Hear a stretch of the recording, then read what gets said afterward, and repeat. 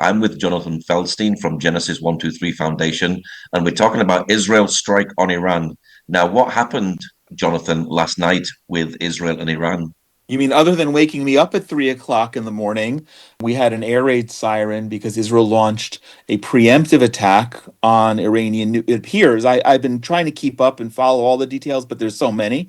We launched a preemptive strike on Iranian nuclear facilities, military facilities, and military leaders. And from everything I've read so far, it's been successful taking out.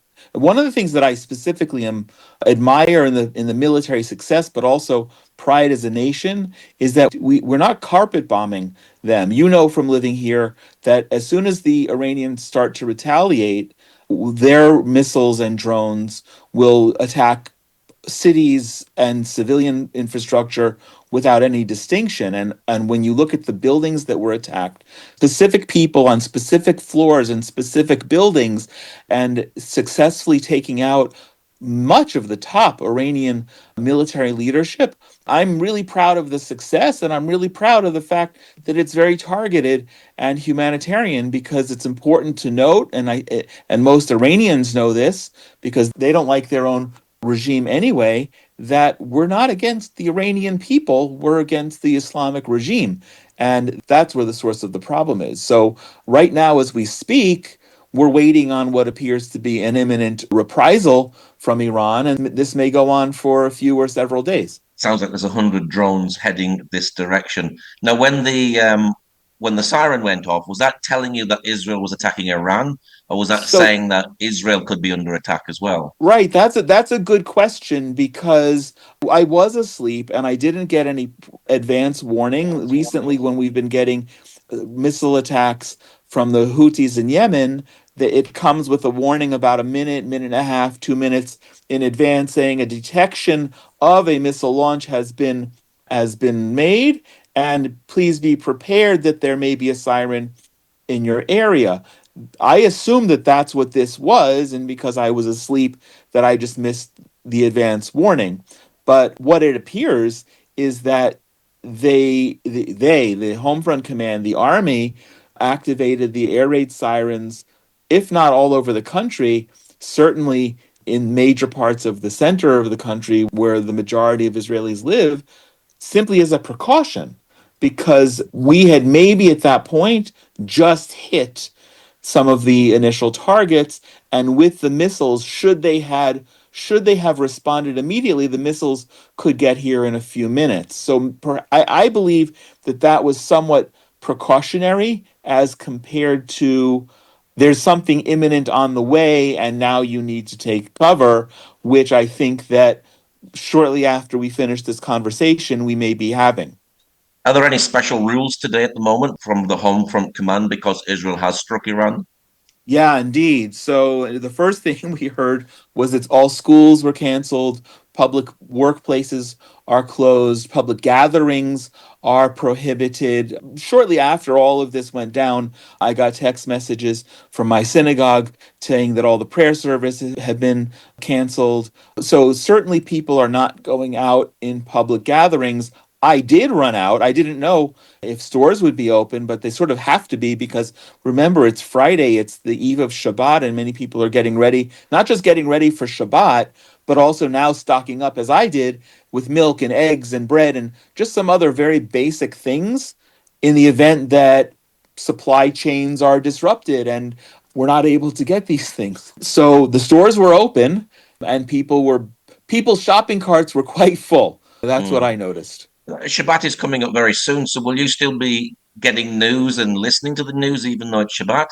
That's a great question. I've never in my life done that. In other instances, I've left my phone on, which is almost not necessary, because we get the air raid warnings anyhow. And I don't know if there's a need to leave my phone on unless I'm desperately needing to communicate with others. The reason we unplug, or I should say, the only reason we would violate the rules of Shabbat, is in the event of something that's actually life threatening to us. If something's life threatening to me, That doesn't mean it's life threatening to my children who live in Jerusalem or in Samaria or in who are going away to Tel Aviv. So I don't necessarily need to be online. I do feel like I need to be in touch or available should something come up. We did purchase an old analog phone in the event that electricity goes out so that I can plug in a regular old fashioned phone and still have phone service through my landline. I don't know what we're going to do yet in terms of leaving on a TV or leaving a phone on but leaving it on silent. I don't know if it matters all that much. I certainly don't need to update my family overseas.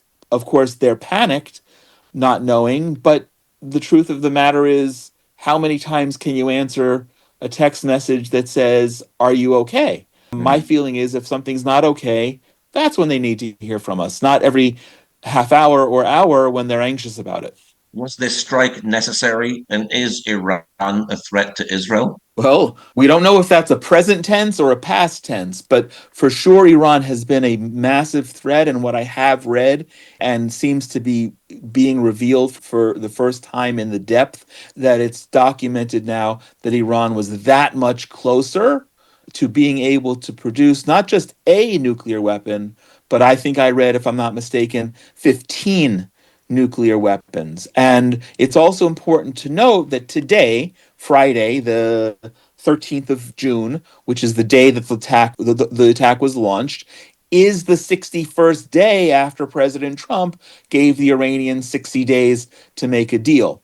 So my assessment, and I have no military background, I have no intelligence background, and I have no unique contacts that are whispering anything in my ear. But my sense all along has been whether they were an imminent threat today that needed to be taken out today, or it could have been pushed off a week or a month or 2 months, or should have been a month ago. What we do know about the Islamic regime is that they're serious about acquiring a nuclear weapon.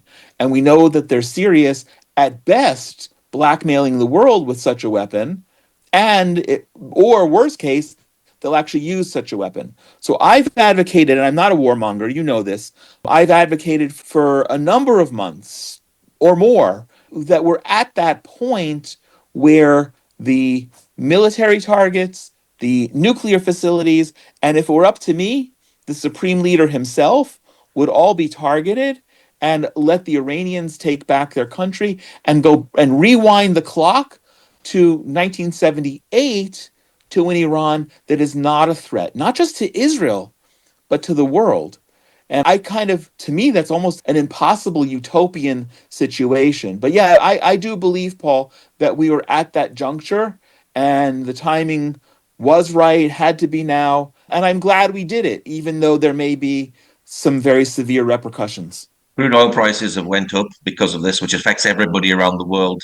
So do you actually see this escalating into something bigger? We obviously know that 100 drones are coming. We don't know how that's going to escalate, but do you think it's going to escalate into something bigger?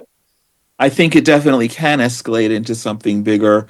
I don't think that Israel is done with its strikes. I think probably literally when you use the term letting the dust settle, we know certain things that were successes, but these big, deep underground nuclear facilities that they built, I don't know that there's a good intelligence yet, or good intelligence that being shared as to how much of it was destroyed and how many times that those facilities may need to get hit again. By the way, one thing I'm also pleased with is that these facilities are not unlike the Gaza, where Hamas built its terrorist infrastructure in and among and underneath civilian facilities. In Iran, the nuclear facilities and military facilities are far enough away that they can be attacked very strongly without civilian casualties. So I'm very pleased about that. It's hard to say how much this will continue to escalate. Part of the answer is how well the initial strikes have been and what capacity that leaves the existing regime. But again, Paul, I'm praying. I see more than ever before. I mean, you live here. There are prophecies that take place, and so many prophecies relate to Israel. It's very unusual. And I wrote about this recently. We did a podcast about this. It's very unusual to have a specific place mentioned in a prophecy, but that's the case in Jeremiah 49, where God himself says that he will destroy Elam, which is modern Iran, and its weapons. The text isn't weapons of mass destruction, but it's big weapons. These were their big weapons. I'm seeing something remarkable taking place there. What is your prayer for Israel at this moment? Ah, oh, you always do that, and that's very good. My prayer is that we should continue to be successful militarily with no losses. My prayer is that the leadership, not in a political way, but the leadership should continue to have the necessary divine guidance in plotting forward as we need. My prayer is that 10 million Israelis will not be living in fear, but in relative security, even with the tension that's going on. And my prayer is that not only will Iranians rise up to take back their country, and we will quickly see the end of the Islamic Republic of Iran, but that will also help the tentacles of the Islamic Republic to wither before us and see the death of Hamas and the Houthis and Hezbollah and a world at peace more than we've seen in 5 decades. You have your own podcast and you're always up on the news. What is your website address for people who'd like to know more about your work?